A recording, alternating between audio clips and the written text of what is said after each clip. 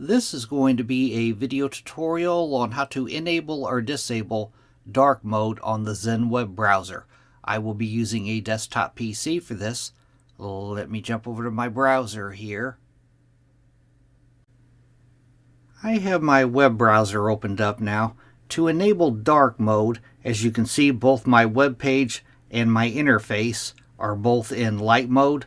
If I wanted to enable dark mode, first thing you want to do is open up Settings. I'm going to go off to the upper left hand corner, up to the little gear wheel. I'm going to click on that.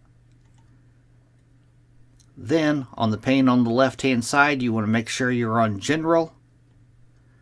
And on the center pane, you want to scroll down just a little ways to where you see the Language and Appearance area. And right here is Website Appearance. You want that in automatic. As you can see, mine is in light mode, or you could turn on dark mode. I'm going to turn on dark mode. I'm going to toggle that one on. Now my web page has become dark mode, but my interface is still in light mode. Then you want to click on Extensions and Themes.